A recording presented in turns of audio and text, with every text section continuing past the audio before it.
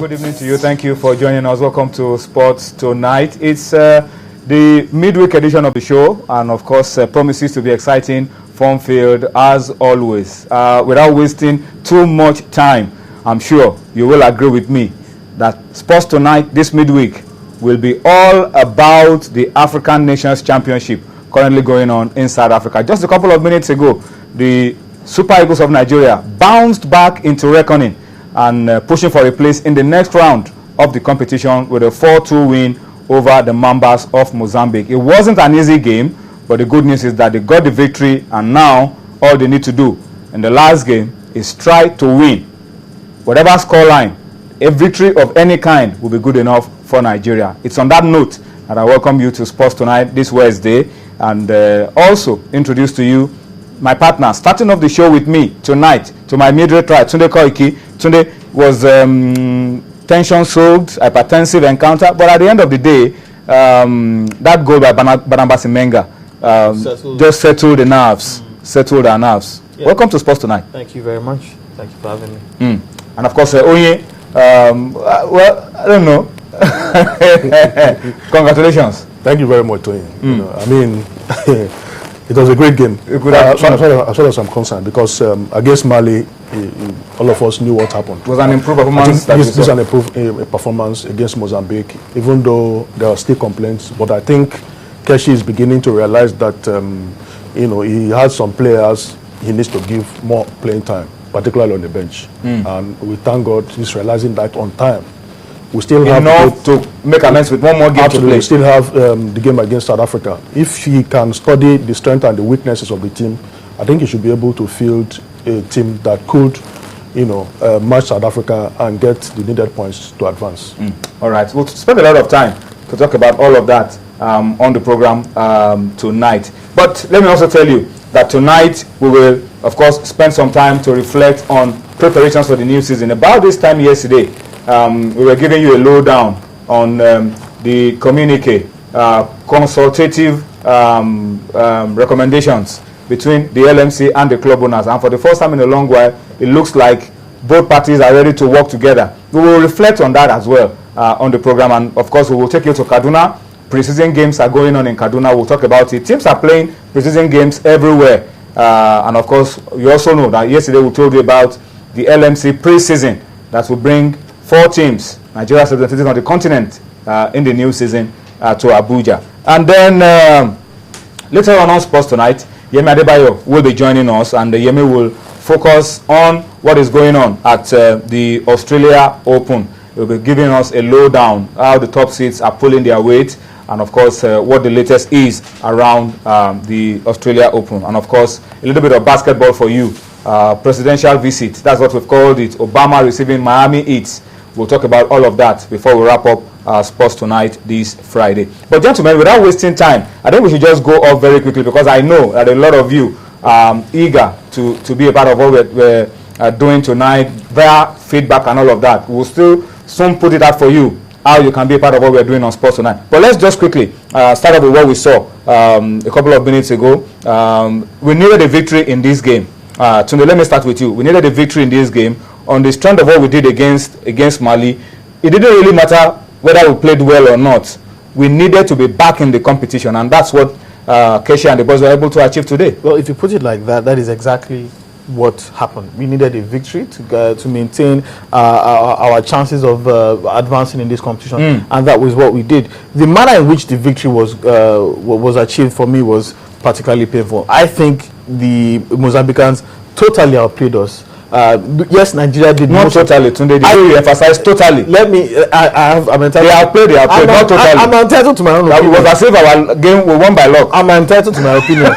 I didn't see a Nigerian team that showed purpose. I didn't see a Nigerian team that even understood the rudiments of football, playing in tight spaces, triangles, and trying to walk away out of tight situations. I didn't see a Nigerian team that had any, any way to go about finding the back of the net in the final third. It was as if our goals, as if they were just They just fell from the sky. Okay, let me come to you. Let me come to you. Let me come to you. Yeah, I'll come back to you. Okay. Yeah, I'll come back to you. But I mean, it was. I don't know whether you were expecting the same thing from the Eagles today. As Sunday said, those beautiful triangles. For me, number one, the pitch was heavy, and the boys were, falling all over the place. Maybe they were not playing with the right kind of boots. That is what I wanted to say. Yeah, which is maybe one of the reasons why we couldn't see all of that. It wasn't just the Nigerian team. The Mozambicans too were struggling to keep with the state of the pitch. But for you want to agree with Tunde that it was total dominance by Mozambique, and that we won again via luck. No, totally. I watched that match against the Eagles of Mali. I think this is an improvement because I was totally devastated. You know, a situation where we couldn't even spring 3-4 passes. Each time there was an area ball, 4 players would immediately rush back, anticipating that Chigozie Agbe was going to mix the ball. So I think this was an improvement. But be that as it may, we still have a lot of work to do. I feel that, and that's my opinion, that Keshi may not know enough of the players, and that's why we struggled against Mali. He made some changes. We could see that there was an improvement. There was that urgency. You know, by the time he gets his squad right, maybe train with them 2 or 3 days, I think that could settle some of the observation that Tunde raised. No, but we are not there yet. I hope he gets it right against South Africa. But the question I want to ask is, if a coach called up 23, 24, 30 players, he has trained with them for a course 3 of weeks. 3 weeks. 3 weeks. Calling them up indicates that you don't call up people you don't know. Okay, there's a degree of knowledge, but that makes you rely on this one as flying Nigeria's flag. Exactly. But to buttress what Onye said, it was as if some of these players, they were being played out of position. Some of them was as if they didn't even merit a place on the pitch. Just to buttress, to put some light on what you have said. Games will bring out the different qualities that you have, and it keeps moving on like that. We all know that even Keshi, after spending close to a year with the Eagles, it was at the Nations Cup in the tournament proper that we started seeing Anonazi ahead of Anogude. What happened was that Keshi was banking on those players, the players like Azubike, Egwekwe, the senior boys, Benjamin Francis, that have tested action. But they let him down. They let him down badly. You know, I think what if I were in his shoes? What I would have done is to use the known. Eyimba and Canopilas are the best teams in this country, and some of the players have tested, continental football. Femi Thomas played over 25 games for the circumstances he found himself. But that is one of the best goals in the league. He was not in this team. So Chigozie rarely played for. We'll come to that. The senior players that you talked about. And the reason why maybe a lot of them are not really pulling their weight in this competition, we'll come to that later on. But let's just quickly update you with what happened today. Today, we started the second round of games at the African Nations Championship. Now, teams in Group A, which is where Nigeria is playing, have played 2 games each. So let's see. I hope we can just get you up to speed with the results. Okay, showing on your screen now. The first game, the host, were forced to a 1-1 draw by Mali.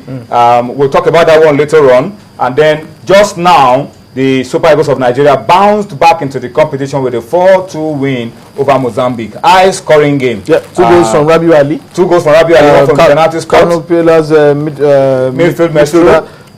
The penalty was a bit cheap, soft, very cheap in my own opinion. If I hear there, one of the goals, and of course Barnabas Imenga with a beautiful chip towards the end of the game. But that's the result for today's games at the 2014 African Nations Championship. There will be games tomorrow as well. Second round of games beginning. That's Group A. Tomorrow we'll move to Group B, where the teams will begin to play their second round of games. Let's see what the fixtures would look like for games that will be played tomorrow in Chan in Group B, so that we'll see, because we need to keep our eyes on that group as well, and then have an idea of what's going on. Group B, that's where you have Zimbabwe and Uganda, Burkina Faso, and Morocco. Uganda beat Burkina Faso 2-1 in the first game, and so Zimbabwe against Uganda is the first game of the day. Burkina Faso will also want to bounce back when they take on Morocco in the second game. If Uganda can get a win in that game, they could become the first country to be through to the next round. South Africa had a chance of doing it today. Mozambique is the first team to be eliminated after. Mozambique have become the first team to be eliminated after the second loss to Nigeria today, because there is no way they can have 4 points. The maximum they can get is 3 points. The maximum they can get is 3 points. Two teams already on 4 points in Group A of the African Championship. So Mozambique are out, but the Super Eagles of Nigeria are still in.